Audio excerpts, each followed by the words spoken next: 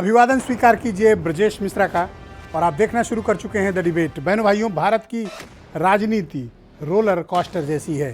Seat belt बांध लीजिए, क्योंकि एक झटका आपको ज़मीन पर धूल चटा सकता है या फिर आपको आसमान की बुलंदियों तक पहुंचा सकता है। महाराष्ट्र की राजनीति में जो कुछ भी हुआ, अनएक्सपेक्टेड, अनपेक्षित, चौंकाने वाला और राजनीति को नए सिरे से लोकतंत्र में परिभाषित करने वाला। आज की परिचर्चा इसी विषय पर। मसला बड़ा दिलचस्प है। बहनों भाइयों, महाराष्ट्र की राजनीति में 24 घंटे के भीतर देखिए क्या जबरदस्त चौंकाने वाला परिवर्तन हुआ है। मैं क्यों हमेशा कहता हूं कि भारत के भीतर राजनीति शास्त्र के विद्यार्थियों को शोध करना चाहिए। उत्तर प्रदेश के साथ साथ अब महाराष्ट्र भी शोध का विषय बन गया है। राजनीति करने और उसके तौर तरीके बदल गए, नैतिकता और उसके पैमाने बदल गए, नियम बदल गए। ये युद्ध है, यहां खेलिए। शराफत नहीं टिकती है, युद्ध में जीतना अनिवार्य होता है और जीतने के बाद टिके रहना भी उतना ही महत्वपूर्ण और शक्तिशाली होता है। 24 घंटे पहले जब हम डिबेट कर रहे थे, तब इस बात की बहस चल रही थी कि उद्धव की सरकार जाएगी या नहीं जाएगी। उद्धव की सरकार रात में चली गई, इस्तीफा, रिजाइन, फ्लोर टेस्ट टल गया। फिर यह चर्चा हुई कि अब एकनाथ शिंदे गुट और देवेंद्र फडणवीस का गुट मिल गया है, सरकार बनेगी। देवेंद्र फडणवीस ने मिठाई खा ली, बधाइयां स्वीकार कर ली, गले मिल लिए, उनके पोस्टर लग गए, होर्डिंग लग गई, बधाई संदेश मिलने लगे। एकनाथ शिंदे उनके घर पहुंचे, संयुक्त प्रेस कॉन्फ्रेंस हुई और यह ऐलान हुआ कि एकनाथ शिंदे मुख्यमंत्री बनेंगे। ठीक है, लोग नहीं चौंके, क्योंकि एक्सपेक्टेड था या तो ये बनेंगे या तो ये बनेंगे। तय हुआ कि बीजेपी आउटसाइड सपोर्ट देगी और देवेंद्र फडणवीस बाहर से समर्थन करेंगे। लेकिन एक घंटे के भीतर मामला बदल गया। जो व्यक्ति महाराष्ट्र की राजनीति में चाणक्य और शरद पवार से बड़ा नेता बनकर उभर रहा था, उसको भारतीय जनता पार्टी ने डिप्टी सीएम बना दिया। किसके साथ, किसके अंडर में? एकनाथ शिंदे के अंडर में। देवेंद्र फडणवीस एकनाथ शिंदे के डिप्टी बना दिए गए। जिस पार्टी के पास 106 एमएलए और बागी गुट जिसके पास 39 एमएलए, उसका मुख्यमंत्री और भाई साहब डिप्टी चीफ मिनिस्टर। ये सिर्फ भारत में ही हो सकता है, ये सिर्फ इंडियन डेमोक्रेसी में ही पॉसिबल है। निगोशिएशन, सौदेबाजी। और एकनाथ शिंदे गुट ने उद्धव ठाकरे को भी झटका दिया और भारतीय जनता पार्टी को भी झटका दिया। और 2004 में पहली बार विधायक बना व्यक्ति एकनाथ शिंदे आज अपने निगोशिएशन के दम पर महाराष्ट्र जैसे ताकतवर राज्य का मुख्यमंत्री है, सिर्फ 39 विधायक लेके, और 106 वाले डिप्टी हैं। इसलिए मैं कहता हूं कि राजनीति शास्त्र के विद्यार्थियों को शोध करना चाहिए। होता कैसे है ये? कहानी शुरू कहां से होती है, मोड़ कहां से लेती है, अंजाम क्या देती है, जो हम सोच रहे होते हैं उसके विपरीत परिणाम कैसे आते हैं। आज देवेंद्र फडणवीस की राजनीति के लिए बहुत करारा झटका है। भले वो डिप्टी चीफ मिनिस्टर बन गए हों, उद्धव ठाकरे को हटवा लिए हों, लेकिन end of the day Devendra Fadnavis को मिला क्या? Deputy chief minister. जबकि फडणवीस की हालत ये थी कि नेता प्रतिपक्ष होते हुए भी महाराष्ट्र के भीतर उनका जलवा चीफ मिनिस्टर से कम नहीं था। अधिकारी उन्हें सलाम करते थे, मंत्री उनसे मिलने जाते थे, क्योंकि सबके मन में था पता नहीं कब ये मुख्यमंत्री बन जाएं। मुंबई पुलिस के अफसर सुबह गुड मॉर्निंग उद्धव ठाकरे को करते थे, दोपहर में नमस्ते करने शरद पवार के पास जाते थे और रात में गुड नाइट बोलकर देवेंद्र फडणवीस को तब सोते थे। अब Devendra Fadnavis deputy chief minister बना दिए गए। लोग कहते हैं कि सरकार वही चलाएंगे। भाई साहब, ये संवैधानिक व्यवस्था है या मुख्यमंत्री ही सर्वोच्च होता है?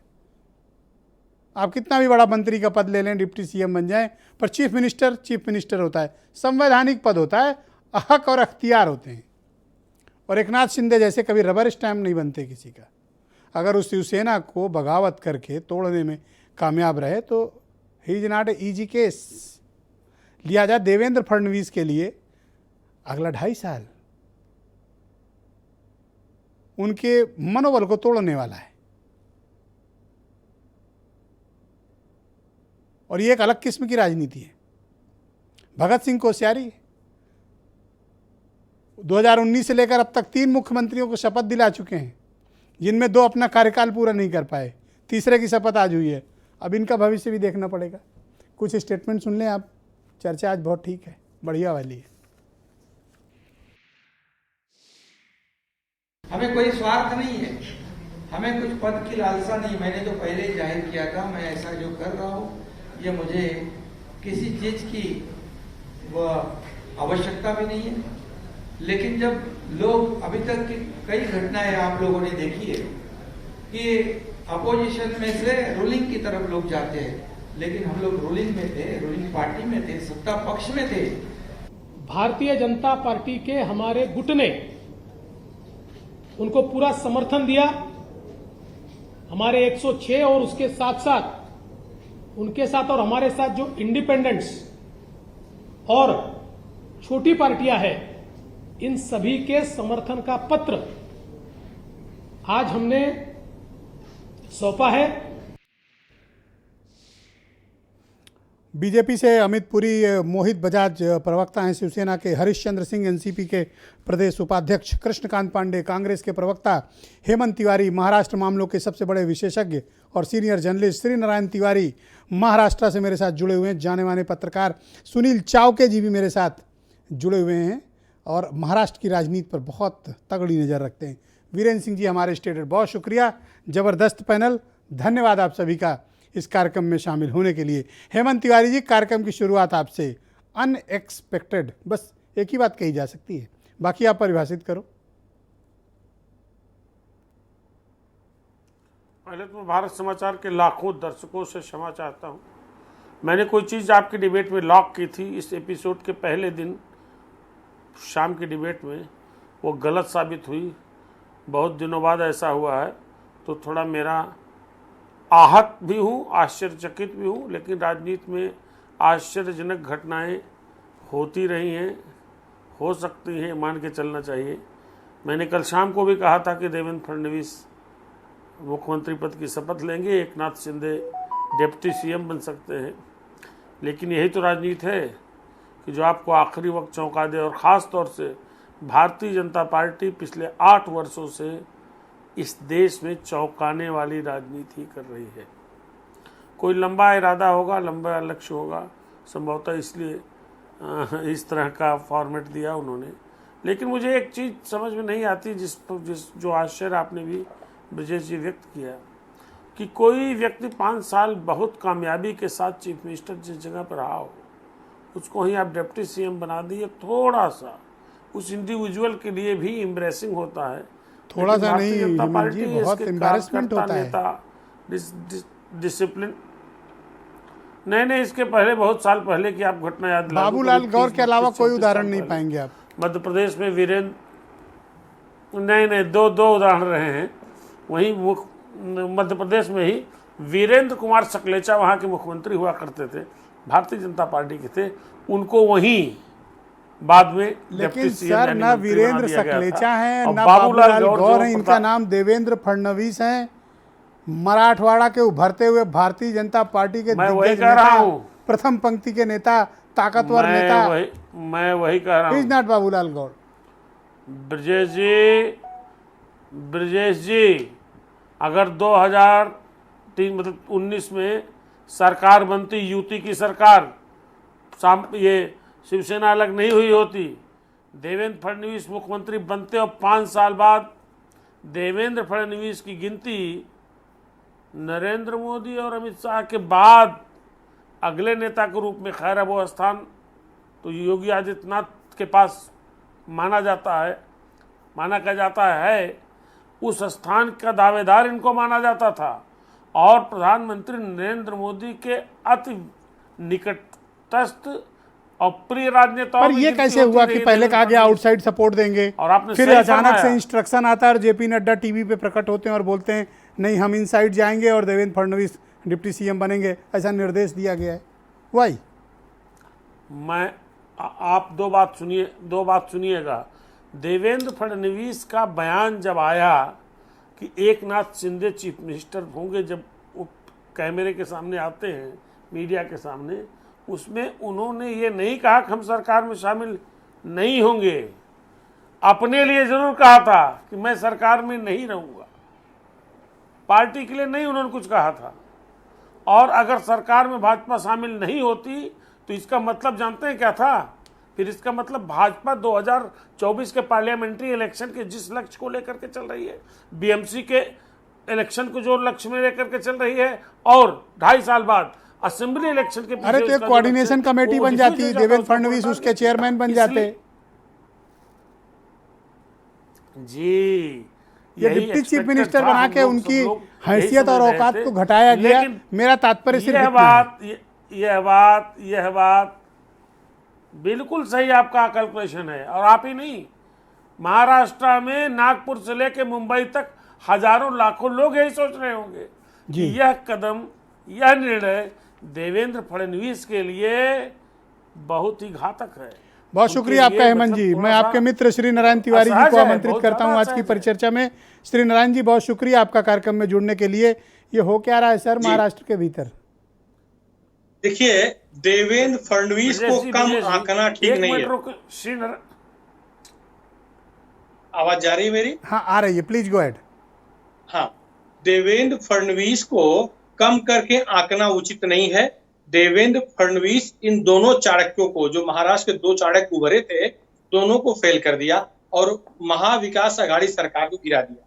देखिए, ये सारा अंक गणित जो है दिल्ली से फिट किया गया है।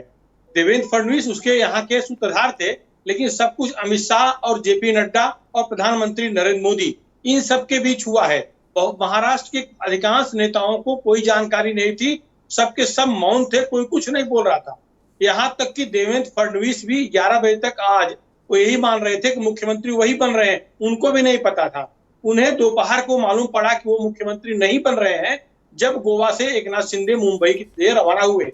और वैसे एकनाथ शिंदे और उनके समर्थकों को पता था कि एकनाथ शिंदे ही मुख्यमंत्री बनेंगे, लेकिन सबको प्रतिबंधित किया गया था, कोई मीडिया से बात नहीं कर रहा था। आज हालत यह है, अगर एकनाथ शिंदे मुख्यमंत्री रहते और देवेंद्र फडणवीस अंदर न जाते तो सरकार कभी भी अस्थिर हो जाती, गिर जाती। ये डर एकनाथ शिंदे गुट को भी था और भारतीय जनता पार्टी को भी है। भारतीय जनता पार्टी को अपना बेस मजबूत करना है। जिस तरह के दमदार नेता एकनाथ शिंदे हैं, अगर उनको काउंटर करने के लिए, एक तरह से उनको संभालते हुए पार्टी को विकसित करने के लिए किसी की आवश्यकता थी तो वो थे देवेंद्र फडणवीस। इस बात को पर सर उस जान व्यक्ति रहे का हैं। तो डिमोशन हुआ ना, जो महाराष्ट्र की राजनीति का इस वक्त सबसे बड़ा नेता था। देखिए, एकदम सच कह रहे हैं आप। जो फौरी तौर पर दिख रहा है यही दिख रहा है, लेकिन ये लंबी गेम खेला गया है, वो लंबी रेस का घोड़ा है। आप ये मान के चलिए, राजस्थान में उठापटक बीच में जब हुई थी तो इसलिए वो उठापटक सफल नहीं हुई। पर सर गिरे हुए मनोबल के साथ आप किसी सेनापति से युद्ध जीतने की अपेक्षा नहीं कर सकते। नहीं, मनोबल तो खैर कह सकते हैं गिर गया होगा, लेकिन उन्हें प्रदेश अध्यक्ष भी बनाया जा सकता है। उन्हें प्रदेश भाजपा का अध्यक्ष बनाया जा सकता है, ये उनकी इच्छा यही थी। वो मंत्रिमंडल में शामिल नहीं होना चाह रहे थे, लेकिन मनोबल गिरने के बावजूद एक ये देवेंद्र सर ये फडणवीस, शिंदे तो कमाल के व्यक्ति निकले भाई। इन्होंने तो मतलब निगोशिएशन में तो इस आदमी को तो मतलब नोबेल पुरस्कार मिलना चाहिए। दिया जा सकता है पुरस्कार, दे देंगे गजब का कोई- निगोशिएशन है भाई, वाह। नहीं, नेगोशिएशन गजब का नहीं कह लीजिए, नेगोशिएशन बीजेपी ही कर रही है। बीजेपी ही थाली में परोस के मुख्यमंत्री का पद उनके एक शिंदे जी को दे दिया है। बीजेपी को केवल महाविकास आघाड़ी को हटाना सर था। ये भी तो हो सकता है कि शिंदे न मानने को तैयार रहे हो। ये भी तो, जो आदमी पूरी शिवसेना को वर्टिकली डिवाइड कर सकता है, उस आदमी से निपटना आसान नहीं होगा बीजेपी के लिए। ये सही है, लेकिन हमें जो दिख रहा है, क्योंकि एकनाथ शिंदे के लौटने के दरवाजे बंद हो चुके हैं। एकनाथ शिंदे के नहीं, उनके साथ जो 40-41 लोग निकले हैं, रविंद्र वायकर आज भी जाके मिल चुके हैं। तो जो उनके वापसी के दरवाजे लगभग बंद हैं, शिवसेना में दरवाजा उनका लगभग बंद है। बहुत शुक्रिया तो आपका तिवारी जी। महाराष्ट्र की राजनीति को बहुत नज़दीक से देखने वाले और वरिष्ठ पत्रकार सुनील चावके जी भी मेरे साथ मौजूद हैं। बहुत शुक्रिया आपका सुनील जी। पिछले 3 दिनों से हमारे साथ लगातार डिबेट में हैं Sunil ji. What went wrong, हुआ क्या ये? तो गजब हो गया। कल रात में जब हम आप चर्चा कर रहे थे तो सीन कुछ और था। आज मैं देख रहा हूँ एकनाथ शिंदे चीफ मिनिस्टर और देवेंद्र फडणवीस, सारी मुंबई पुलिस जिसे सलाम करती थी वो डिप्टी।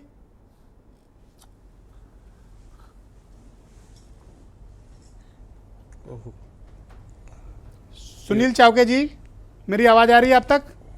कट गया। जी जी, हाँ हाँ हाँ। ये सर हुआ क्या, व्हाट वेंट रॉन्ग? ऐसा ये इतना बड़ा उलटफेर है। पूरा महाराष्ट्र कल जब देवेंद्र फडणवीस गवर्नर को मिलने गए और उन्होंने जो ये किया, क्लेम किया था कि उसके बाद में ऐसा लग रहा था कि वही मुख्यमंत्री बनेंगे और पूरे महाराष्ट्र की एक पूरी धारणा बन गई थी कि देवेंद्र फडणवीस ही मुख्यमंत्री बनेंगे। लेकिन ये जो शॉक ट्रीटमेंट देने का इनको जो एक ये है तरीका है प्रधानमंत्री मोदी जी और अमित शाह जी का, इनको सर आता है मजा। उससे किसका कब बाजी पलट जाएगी उनको। लेकिन मुझे दुख इस बात का है, देवेंद्र जी मेरे बहुत अच्छे दोस्त हैं, मेरे शहर के हैं, नागपुर के, और सारे नागपुर के लोग क्या पूरे महाराष्ट्र के लोग मान के चल रहे थे कि देवेंद्र जी ही मुख्यमंत्री बनेंगे अगले। तो जो एक झटका लगा है बहुत बड़ा, ये पूरे केवल देवेंद्र जी को नहीं लगा, ये पूरे महाराष्ट्र को और महाराष्ट्र के आकलन को झटका लगा है। और इससे विपक्ष को एक सर ये मिल गया है, अपने को कितना हथियार मिल बड़ा गया है चाणक्य, कितना कि बड़ा सरकार नेता देखिए माने, कैसे। लेकिन मैं तो अब एकनाथ शिंदे का मुरीद हो गया हूँ, उससे बड़ा कोई नेता नहीं है सर। जी मुझे ऐसा लगता है कि एकनाथ शिंदे के मुरीद केवल आप ही नहीं तो उद्धव ठाकरे भी बन जाएंगे, क्योंकि सर बंदे ने उद्धव 3/4 ठाकरे थे पार्टी कि तोड़ डाली, 2019 में सबको उन्होंने सेफ एक- रखा और बीजेपी जैसी पार्टी से निगोशिएट करके चीफ मिनिस्टर ले लिया और फिर उनके चीफ मिनिस्टर को अपना डिप्टी बना लिया। सर इससे ज्यादा उपलब्धि एक व्यक्ति एक जीवन में क्या हासिल कर सकता है? इतना सारा चमत्कार कर दिया है एकनाथ शिंदे ने जी। कि अभी तो उद्धव ठाकरे भी उनके मुरीद बन जाएंगे। वो कहेंगे कि मेरा पूरा 40 विधायक क्या पूरे 55 विधायक तुम्हारे सर साथ में है। मध्यकाल इतिहास तो भी सदन यही में गवाही हो देता सकता है कि दिल्ली सल्तनत और मराठों की कभी पटी नहीं सर। जी अमित पुरी, लेकिन भारतीय ये देखिए, एक मराठा नेता ने जी दिल्ली के सल्तनत को ऐसे पटा दिया कि पूरा नहीं तो दिल्ली सारा ने भी मराठा देश अचंभित होकर दिल्ली रह ने भी गया है। दिल्ली सल्तनत ने भी मराठों के सबसे बड़े नेता को ठीक जगह पर बैठा दिया है। और राइट, अमित पुरी, भारतीय जनता पार्टी के सीनियर लीडर, बहुत शुक्रिया पुरी जी। जाना था चीन, पहुंच गया जापान, ये कैसे हुआ भाई? हाँ बिल्कुल उत्तर देते। अभी आप पूछ रहे थे कि व्हाट वेंट रॉन्ग, मैं उत्तर देता हूं। एवरीवन हैज नहीं, ये चीन जाना था, जापान वाला उस पे भी आ रहा हूं। Everyone has a right to went out, और सब अपनी वेंट आउट करके बात कह रहे हैं। लोग तो कहते थे बीजेपी के लोग सत्ता के लालची हैं, लुटेरे हैं, लोकतंत्र के हत्यारे हैं, ईडी के डर से एकनाथ शिंदे को दबाव में लिया है, एकनाथ शिंदे बीजेपी के द्वारा इंजीनियर्ड मामला है। मैं आपको बताता हूं, जैसे आपने कहा ना जाना था चीन, पहुंच गए जापान, समझ गए ना, वैसे हम भी कहते हैं कुछ तो लोग कहेंगे, लोगों का काम है कहना। उनको भी हमारी याद तो आती होगी, होकर हवा भी उनकी गलियों से आती तो क्या ये होगी। डिप्टी सीएम बनने के लिए इतना बड़ा वितंडा रचा गया है? हजम नहीं हो रही बात। हम बताते हैं ना, ना- कोई वितंडा रचा ना वाद आपके साथ रचा। कोई दुर्घटना हुई है, आप बता नहीं रहे हो। नहीं, ना तो कोई वितंडा रचा ना वाद रचा। असलियत यह है कि लोकतंत्र के हत्यारों और लुटेरों ने और एनसीपी और श्रीनाथ कांग्रेस तिवारी ने के आप साथ। श्रीनारायण तिवारी ने आप लोग की पोल खोली। नहीं, मैं बता रहा हूं ना, मैं मेरा पक्ष भी ले ले, ये तो जनता जानेगी किसकी पोल खुल गई। लोकतंत्र के हत्यारे एनसीपी और कांग्रेस ने बाला साहब सब ठाकरे के सपनों की हत्या की थी, जनादेश की हत्या की थी। अरे एकनाथ शिंदे तो उस दिन विधायक दल के नेता थे जिस दिन ये जनादेश गठबंधन को मिला था। यही तो शिवसेना की मांग थी कि शिवसेना का चीफ मिनिस्टर होना चाहिए। अरे हमने मास्टर स्ट्रोक से आपकी बाजी पलट दी। मातश्री सत्ता की ये लुटेरी कौन थी। सा मास्टर स्ट्रोक है जी? मातश्री सत्ता की लुटेरी थी, हम सत्ता के लुटेरे एकनाथ नहीं थे। शिंदे इतना हम बड़ा जनादेश के negotiator निकला सम्मान करने वाले लोग कि थे। आप सब लोगों को उसने किनारे कर दिया। किसको? आपके सबसे बड़े नेता को अपने घर में डिप्टी किसने बना लिया। किसको किनारे कर दिया? क्या पाए आप एंड ऑफ द डे? हमने एंड ऑफ द डे ये पाया कि महाराष्ट्र में एक लंगड़ी सरकार जो महाराष्ट्र विकास अघाड़ी के नाम से थी, उस लंगड़ी सरकार को उसके दरवाजे तक भेज दिया और जनादेश और बाला साहब ठाकरे तो के फिर ये सपनों की कंफ्यूजन क्यों? सरकार पहले कहा गया कि राजभवन में देवेंद्र शपथ ले फडणवीस लिया। शामिल नहीं होंगे, प्रेस कॉन्फ्रेंस भी हो गई, खुद पीसी भी उन्होंने कर ली, बाद में अचानक से दिल्ली से ऑर्डर आता है कि नहीं डिप्टी बनो। आपने कहा, मैं उत्तर देता हूं। श्री देवेंद्र फडणवीस ने कहा कि मैं सरकार में शामिल नहीं होना चाहता, लेकिन याद रखिए भारतीय जनता पार्टी कार्डर बेस मास पार्टी है, वर्कर ओरिएंटेड।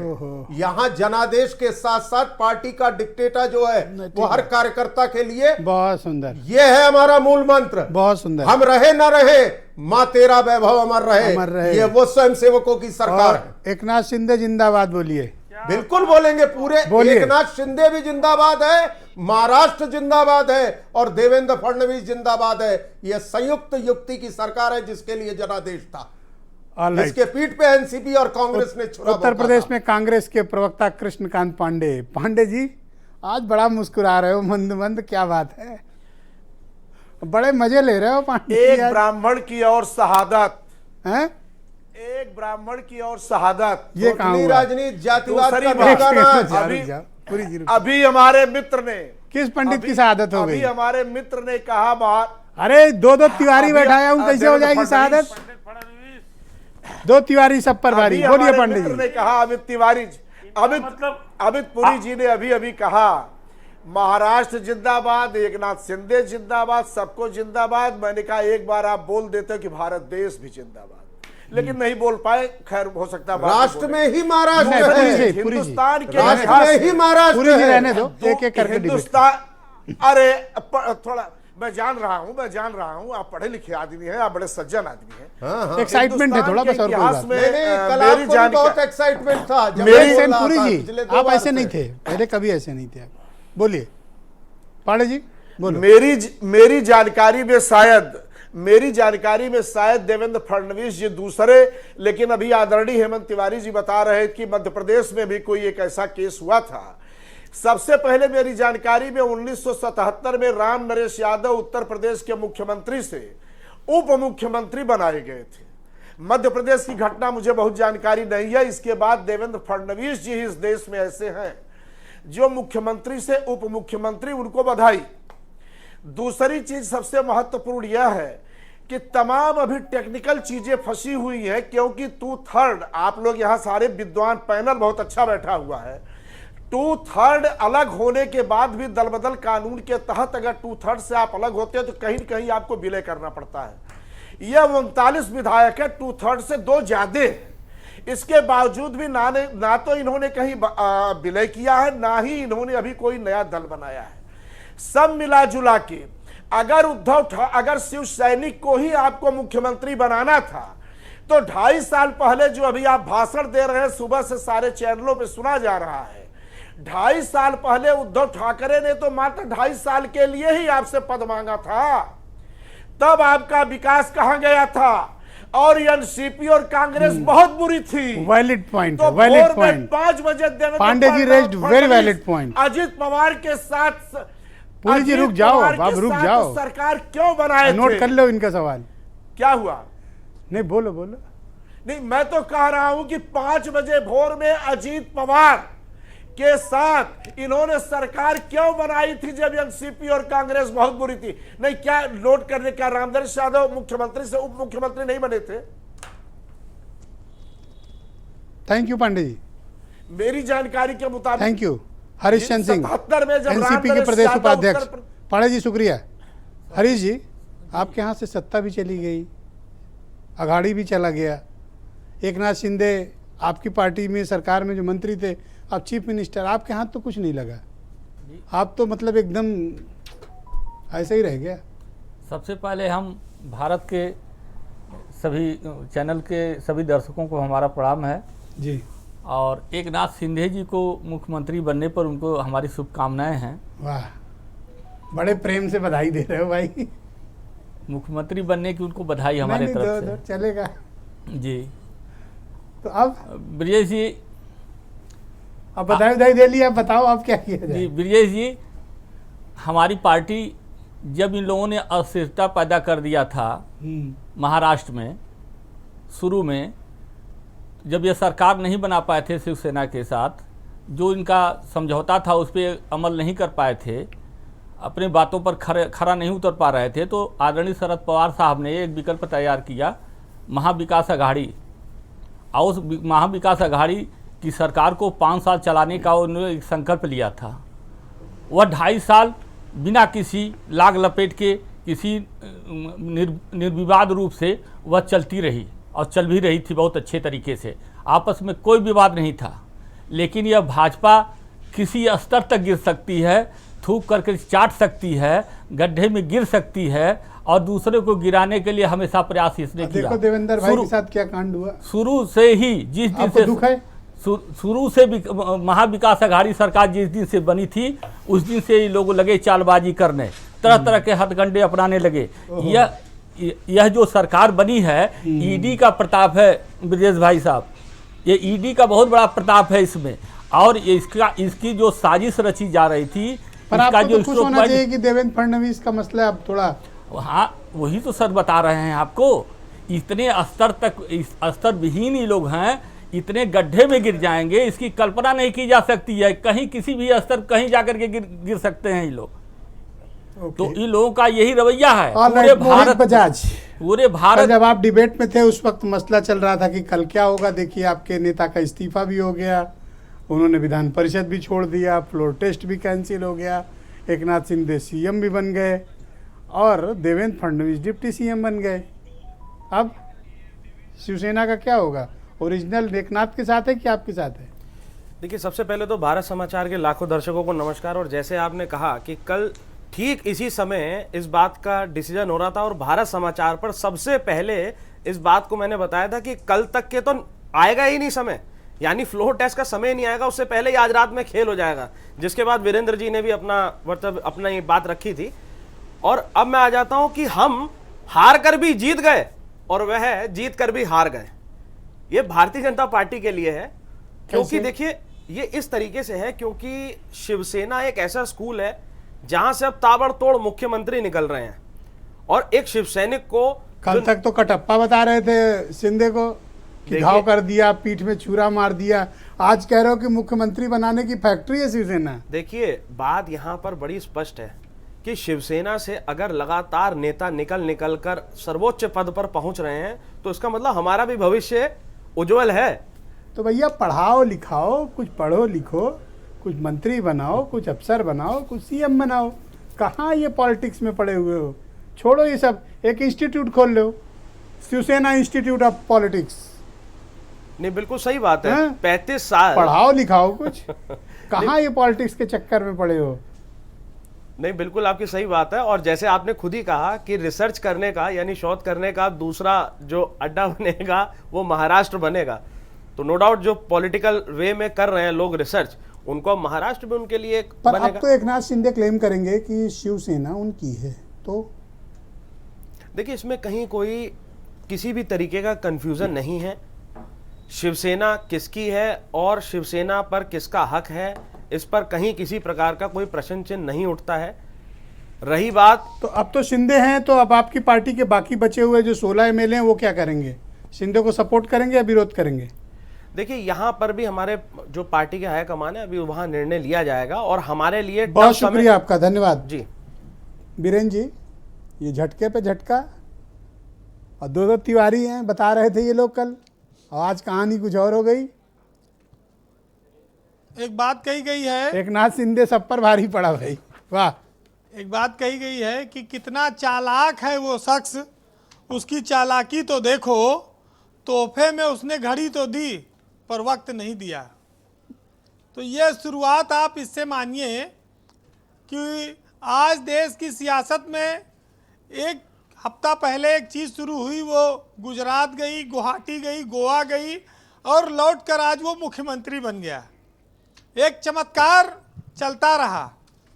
लोगों को ये अंदाजा था कि बीजेपी सरकार बनाएगी, फडणवीस मुख्यमंत्री बनेंगे, एकनाथ शिंदे डिप्टी सीएम बनेंगे।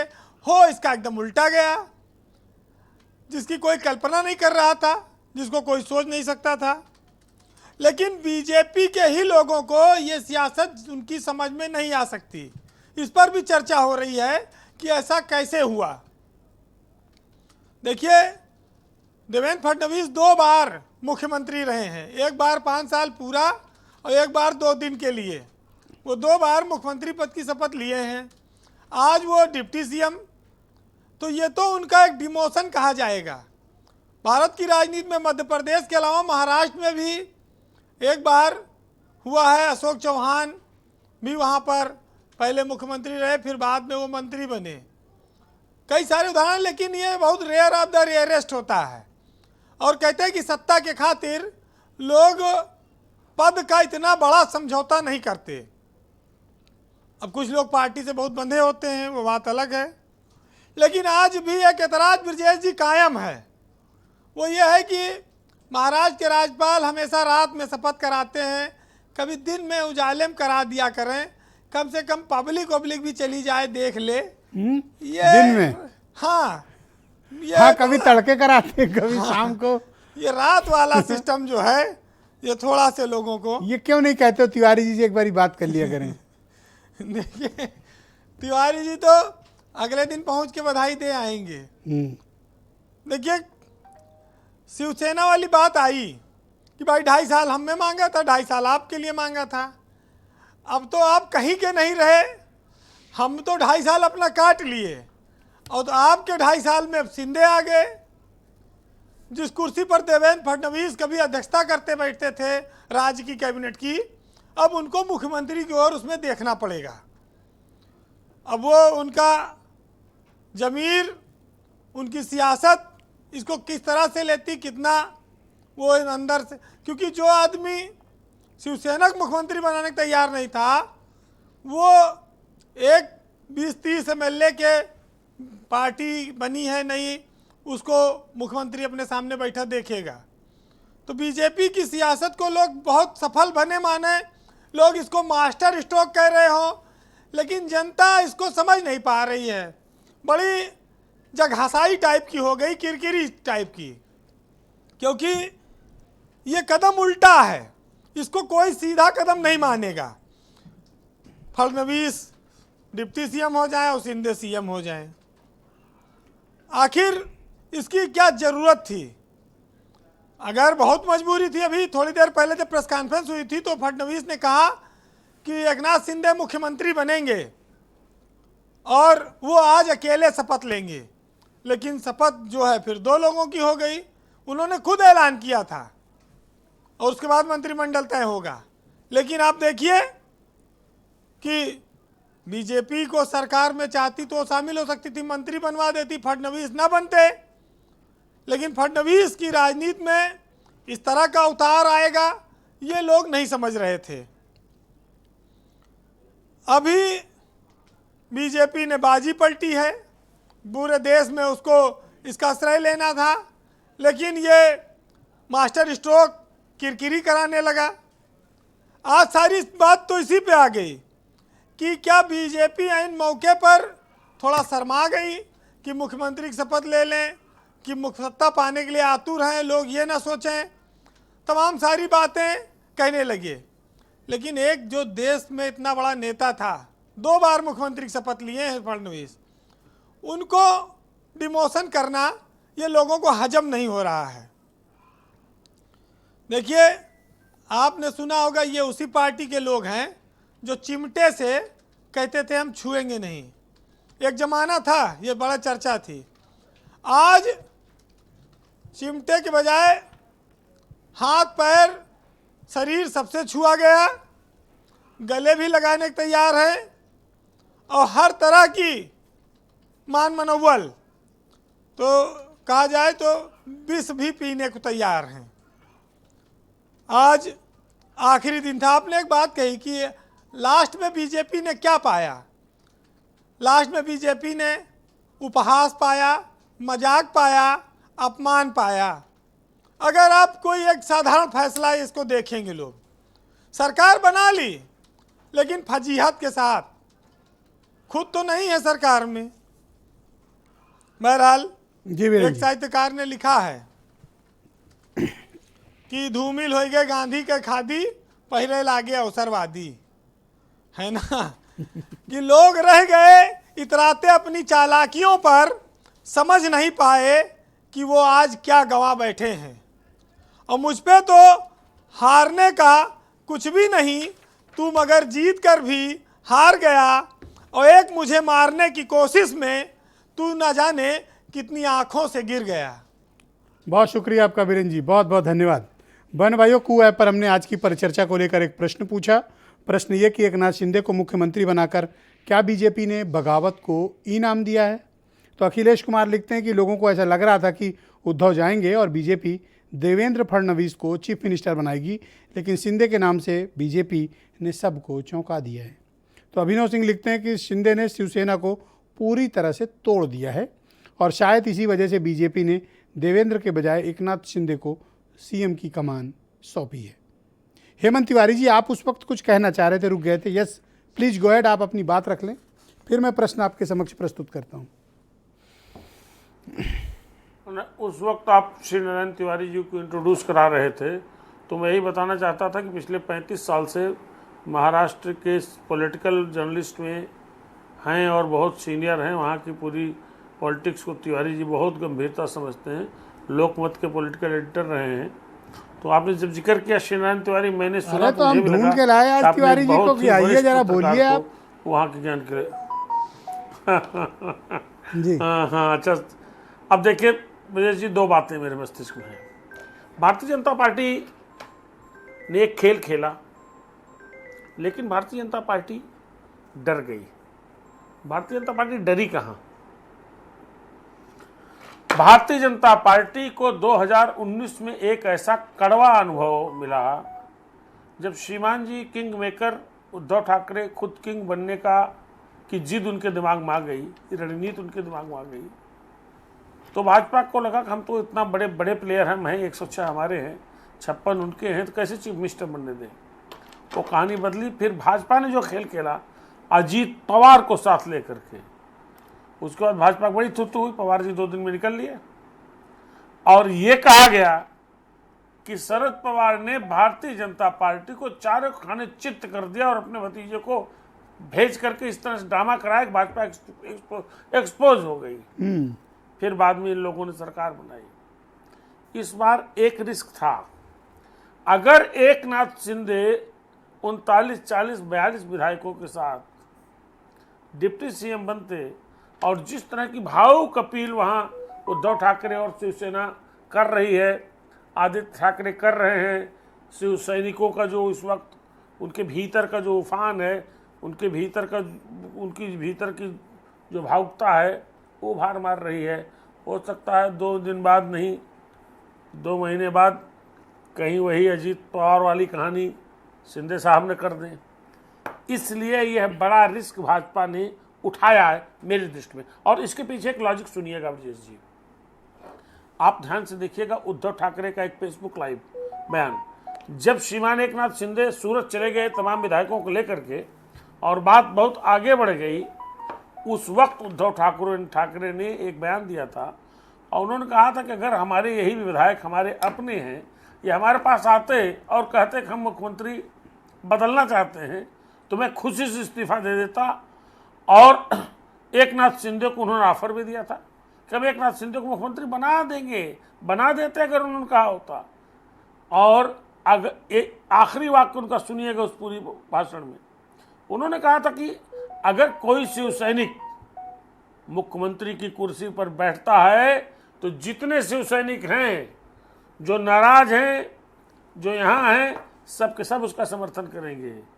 तो भारतीय जनता पार्टी ने तो उद्धव साहब ठाकरे के उस भाषण को पकड़ा है, उनके उस वक्तव्य को पकड़ा है, उनके उस वक्तव्य के हिसाब से एक शिव सैनिक को जो एकदम हार्ड कोर शिव सैनिक रहा है, जो एकदम ठीक बगल थाने का रहने वाला रहा है, जो बाला साहब का बड़ा प्रिय रहा है, जो इस पूरे मातोश्री का सबसे Thank you, करीबी हेमंत जी। रहा है जी। उस शिवसैनिक को बना दिया मुख्यमंत्री उन्होंने। हाँ, तो ये फैक्टर एक मेरे दिमाग में आता है। Thank you, और हेमंत जी। ऐसे में जी। कुर्बान होना पड़ा देवेंद्र फडणवीस को। श्री नारायण तिवारी जी, महाराष्ट्र की राजनीति में अब तो जो हो गया वो सबके सामने है, सबके समक्ष वो परिस्थितियां विद्यमान हैं। आप हमारे दर्शकों को बताइए कि महाराष्ट्र की राजनीति में अब क्या नए बदलाव होंगे, क्या नए इक्वेशन होंगे और चैलेंजेस किसके सामने किस प्रकार के होंगे? देखिए, आवाज जा रही मेरी ना? परफेक्ट आ रही सर, गो अहेड। हाँ, देखिए, नुकसान तो राष्ट्रवादी कांग्रेस पार्टी का होने जा रहा है। राष्ट्रवादी कांग्रेस पार्टी 3 नंबर की पार्टी थी और वो जो महाराष्ट्र लोकशाही माने विकास अघाड़ी सरकार बनाई थी उसमें 1 नंबर का जो लाभ था वो ले रही थी। अब शिवसेना फूट गई है। शिवसेना का एक प्रमुख व्यक्ति माने ठाकरे परिवार के बाहर का मुख्यमंत्री बन गया है। तो अब चुन चुन करके वह काम ये लोग करेंगे जो उद्धव ठाकरे के रहते नहीं कर पाए थे। उदाहरण के लिए फंड उनके यहाँ नहीं मिलता था जहां से विधायक चुन के आए थे, तो अब वो अपने विधानसभा क्षेत्र को मजबूत करेंगे। राष्ट्रवादी पहले कर चुकी है, पहले वो अपने एरिया को मजबूत करने के लिए शिवसैनिकों को कमजोर की है, तो अब वो सबसे पहला काम करेंगे, राष्ट्रवादी को कमजोर करेंगे। वैसे देखा जाए तो राष्ट्रवादी बहुत मजबूत हुई है शिवसेना के उद्धव ठाकरे कार्यकाल में। आगे भविष्य ये है कि एकनाथ शिंदे को शिवसैनिक फिर से स्वीकार करेंगे, ऐसा लग नहीं रहा है। देर सवेर एकनाथ शिंदे का जो पूरा गुट है ये भारतीय जनता पार्टी के साथ या तो विलय हो जाएगा या उनके टिकट पे चुनाव लड़ेगा। भविष्य यही कुछ कह रहा है, क्योंकि शिवसैनिक बड़े ही कट्टर हैं, वो माफ करेंगे ऐसा नहीं है। आज उनको दिख रहा है, देखिए आपने देखा होगा कि बहुत सारे शिवसैनिक उद्धव जी अपील कर रहे थे, एकदम पागल जैसे बिहेव करने के, गुस्से से चीखने लगे थे और कहते थे जिसने हमारे उद्धव जी को आंख में आंसू दिया है उनको हम सुखी नहीं रखेंगे। तो शिवसैनिक माफ करने वाले नहीं है, वो निश्चित रूप से इनके खिलाफ वो सब कुछ करेंगे जिससे ये लोग आगे चुन के न आए। तो अब इनके लिए रास्ता यह है कि भाजपा में शामिल हो जाएं या मजबूत संगठन बन के तब तक जब तक कि चुनाव नहीं है 2024 का, ये रहे टिके रहें और चुनाव के मौके पर सर ये तो मानते हैं कि इस गठजोड़ से सारे इक्वेशन चेंज हो गए महाराष्ट्र की पॉलिटिक्स के। हाँ, चेंज हुए ना। देखिए, महाराष्ट्र विकास अघाड़ी सरकार में जो एकदम फेल थे, एक गठबंधन था कांग्रेस राष्ट्रवादी कांग्रेस पार्टी का, वो फेल हो गया, जनता ने फेल कर दिया था। पास हुए थे बीजेपी और शिवसेना वाला गठबंधन, लेकिन वो फिर फेल लड़के 3 लड़के 38% नंबर पा करके 90% बन गए, सत्ता में आ गए थे। जो एग्जाम की बात हिसाब से देखे तो अब वो गणित उल्टा होगा। अब जो है भाजपा और ये शिवसेना का जो गुट है, जो समूह है, ये मिल करके उन दोनों फेल बच्चों को एकदम से धराशायी कर देंगे। भाजपा अभी देवेंद्र का नुकसान हो रहा है, सब दिख रहा है, लेकिन भाजपा फायदे में है और ये गणित पूरी तरह से बहुत ऊपर से चला गया गणित है, बहुत ऊपर से खेला गया खेल है।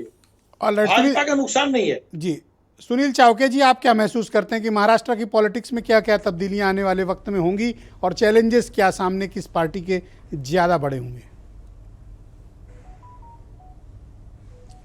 देखिए, ये जो सबसे बड़ी पार्टी है बीजेपी, जिसके पास में एकनाथ शिंदे के कंपैरिजन में 2.5 गुना ज़्यादा विधायक है, वो अगर दूसरे यानी द्वितीय स्थान पर रह के सरकार में शामिल हो रही है, तो ये जो है वो एक तरह से अस्थिर तो नहीं कहेंगे, लेकिन ये तालमेल नहीं होगा ये दोनों के बीच में, क्योंकि यही एकनाथ शिंदे है जिन्होंने मंत्री रहते हुए देवेंद्र फडणवीस के मंत्रिमंडल में अपना इस्तीफा दिया था कि ये मुझे काम नहीं करने देते देवेंद्र फडणवीस।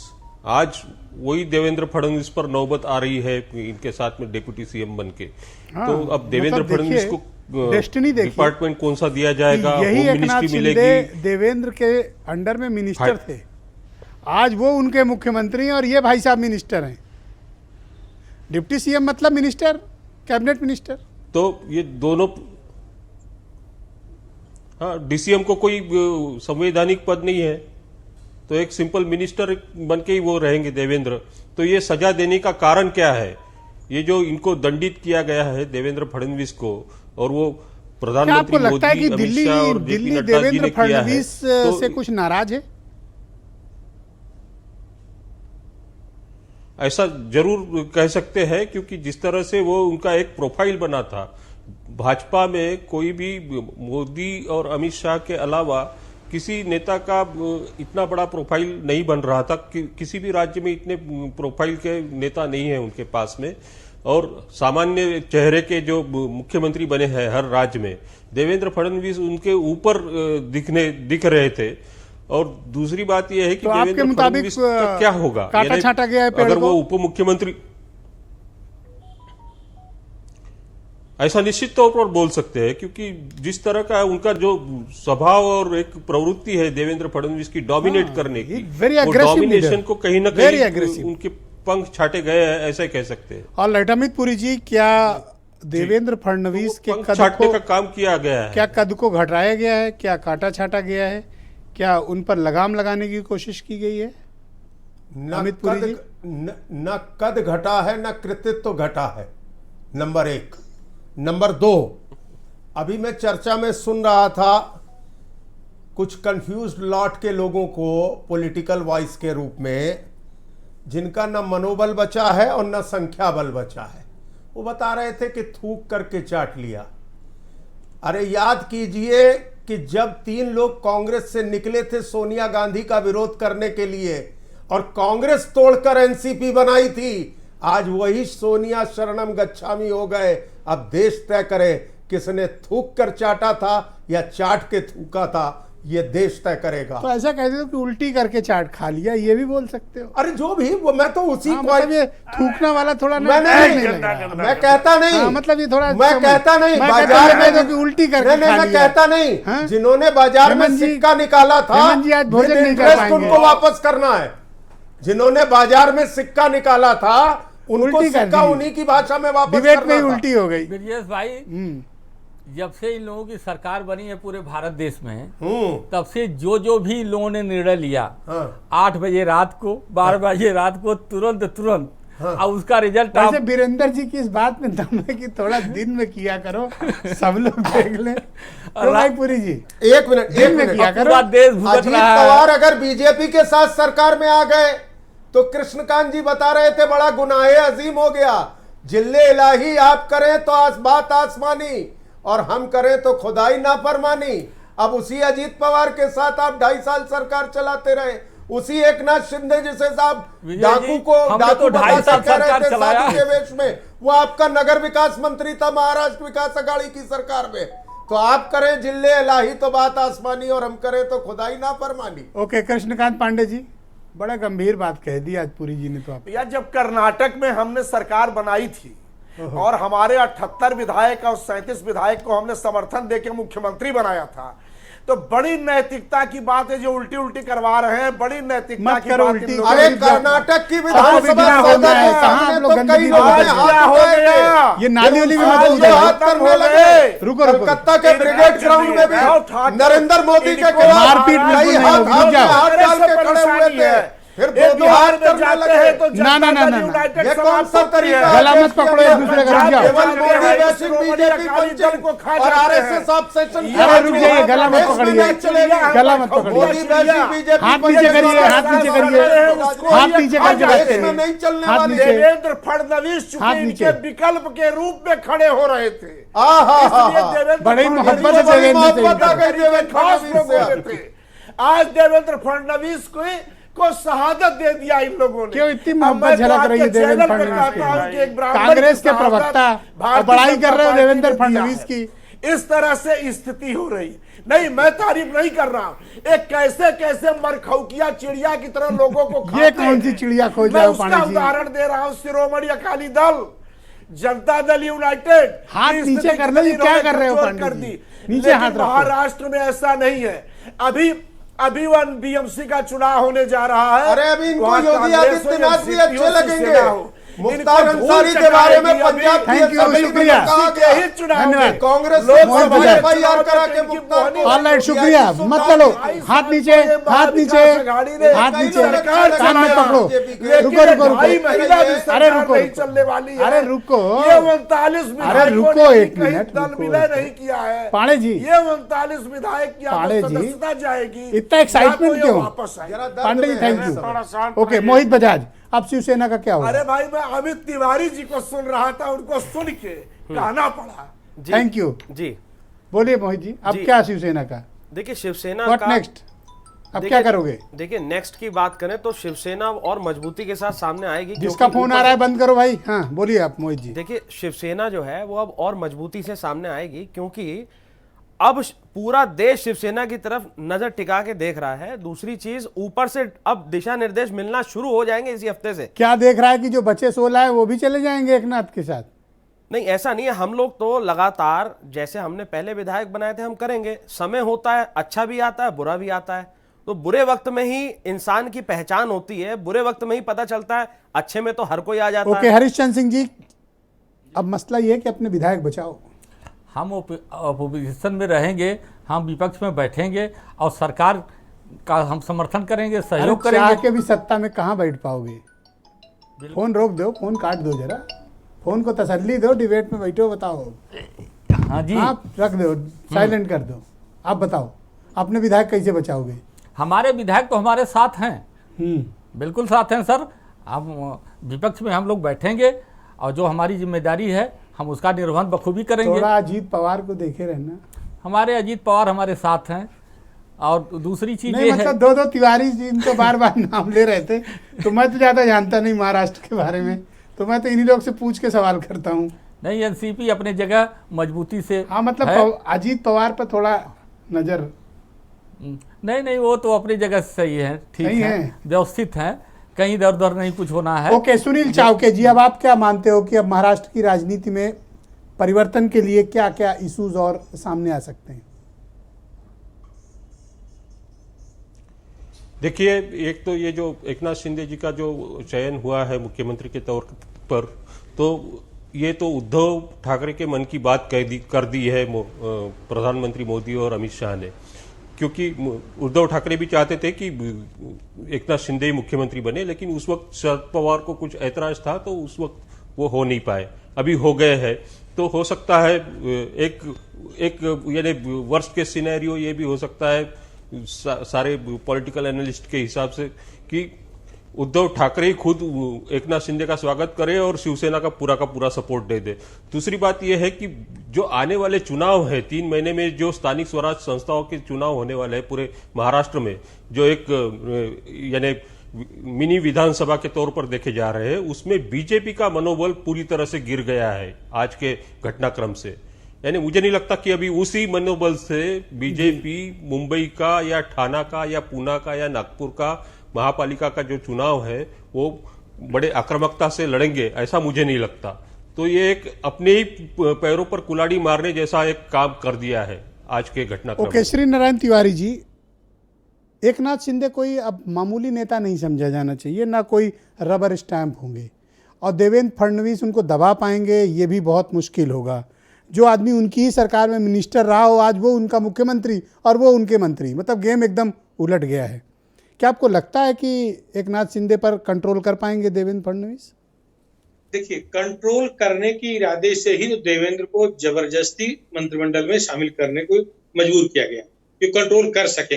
वैसे एक बात सच है कि देवेंद्र जी बड़े ही चालाक हैं, बहुत मेहनती हैं और सबके लिए हरदम उपलब्ध रहने वाले नेता हैं।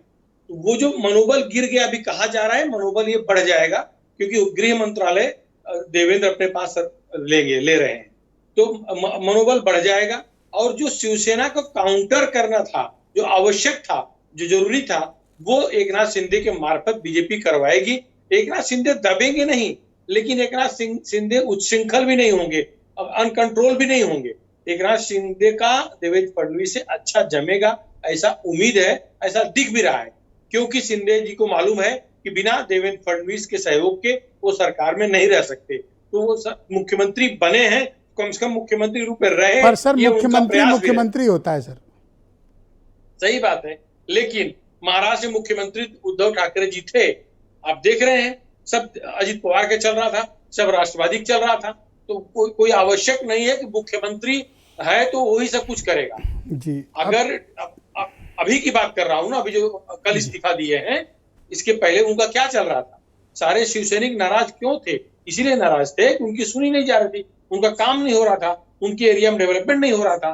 तो ऐसा नहीं है कि मुख्यमंत्री पूरा कंट्रोल कर ले जाता है। ये मुख्यमंत्री बात कर रहा हूँ। मतलब ये यूपी टाइप मामला नहीं है सर?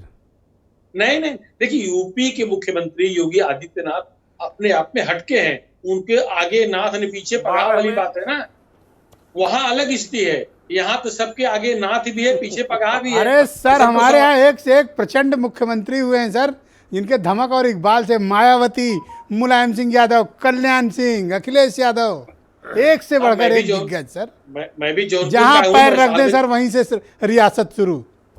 लेकिन उनके सबके आगे पीछे नाथ पगार सब था कि नहीं था? जी योगी आदित्यनाथ पीछे आगे कुछ है? बहुत शुक्रिया सर, बहुत बहुत धन्यवाद, बहुत बहुत शुक्रिया। मैं आप सबका बहुत आभार प्रकट करता हूँ बेहतरीन परिचर्चा में अपने अपने तथ्य, तर्क और विचार प्रस्तुत करने के लिए।